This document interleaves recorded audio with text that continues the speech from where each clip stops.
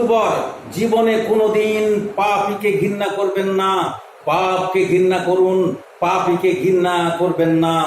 কারণ মহান প্রভু দয়ালু বিশ্ব নিয়ন্ত্রণময় রহিম রহমান সূরা বানী ইসরাঈলের ৭০ নম্বর আয়াতে ইরশাদ করেন, ওয়ালাকাদ কাররামনা বানী আদম, আমি আদম সন্তানকে সুভদ্র করে তৈরি করেছি, মর্যাদাবান করে তৈরি করেছি, মর্যাদাময় করে তৈরি করেছি।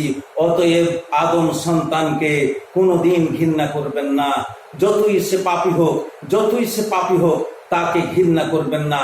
বরং তার ভেতরে যে পাপ আছে, তার ভেতরে যে পাপ আছে, সেই পাপটাকে ঘৃণা করুন। তার ভেতরে যে গুনাহ আছে, সেই গুনাহটাকে ঘৃণা করুন এবং তাকে পাপ মুক্ত করার জন্য যথাসাধ্য আপনি চেষ্টা করুন। কারণ এটা হচ্ছে ঠিক উপমা।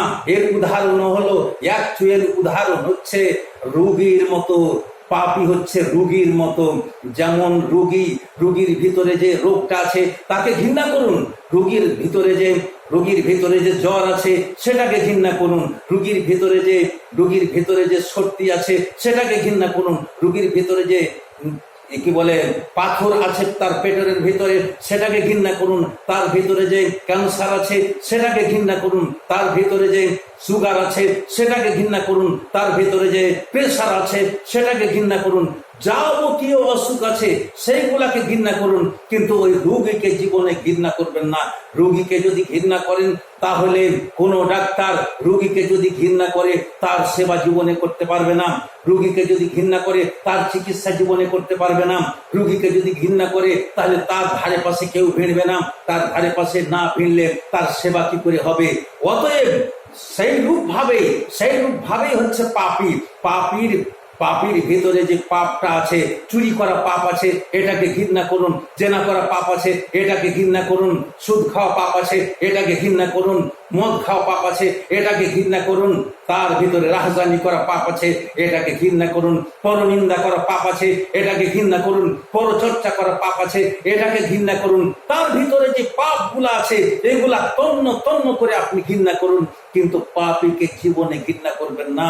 পাপীকে ঘৃণা করলে পারে আল্লাহ নারাজ হবে, পাপীর সেবা হবে না। বরং ওই পাপীর পাপগুলাকে দূর করানোর জন্য তার পিছনে ডাক্তার লাগাতে হবে। কিসের ডাক্তার? তাফসীরের ডাক্তার, মুফাসসির লাগাতে হবে। তার পিছনে রোগকে দূর করার জন্য লাগাতে হবে ফাকিহকে, তাকে ফিকহ দিয়ে বুঝাবে। তার পিছনে ডাক্তার লাগাতে হবে মুহাদ্দিসকে, সে হাদিস দিয়ে তার অসুখের চিকিৎসা করবে এবং তাকে শুদ্ধ করবে, তাকে পরিশুদ্ধ করে আপন সঙ্গে নিয়ে ফিরবে আর আপন সঙ্গে নিয়ে চলাফেরা করবে। এই কারণে মহানবী সাল্লাল্লাহু আলাইহি সাল্লাম এমনকি মুনাফিককে নিয়েও সাথে চলতেন, এমনকি কাফেরদেরকেও সাথে নিয়ে চলতেন। খয়বরের কাফেরদের সাথে এমনই সদ্ব্যবহার করতেন, সেটা হাদিসে আমি কালকেই পড়ালাম যে তাদের সাথে কেমন সদ্ব্যবহার করেছিলেন। তাই মহান আল্লাহ রাব্বুল আলামিন পবিত্র গ্রন্থ আল কোরআনের মাঝে অর্থাৎ সূরা ৩-এর মাঝে ইরশাদ করেন, লাকাদ খালাকনাল ইনসানা ফি আহসানি তাকওয়িম। আমি মানব মণ্ডলীকে, আমি সমগ্র জগতের মানব জাতকে সৃষ্টি করেছি সব চাইতে উৎকৃষ্ট কাঠামোতে, সব চাইতে উৎকৃষ্ট করে আমি তৈরি করেছি। তো উৎকৃষ্ট জাতকে কি করে আপনি তুচ্ছ তাচ্ছিল্য করতে যান? তার পরনিন্দা কি করে করতে যান? তার জয়ী কি করে করতে যান? তার পরচর্চা কি করে করতে যান? এই কারণেই আমাদের চরিত্রগুলা ঠিক হচ্ছে না। আমাদের চরিত্র তখনই ঠিক হবে যখন আমরা পাপীকে ভালোবাসবো, রোগীকে ভালোবাসবো, পাপীকে ভালোবাসবো, রোগীকে ভালোবাসবো এবং তার চিকিৎসা করব। রোগকে ভালোবাসবো না এবং পাপকে ভালোবাসবো না, তখনই আমাদের মধ্যে শুদ্ধতা আসবে। আমরা ভেজাল মুক্ত হতে পারবো, নচেত আমরা ভেজাল মুক্ত হতে পারবো না।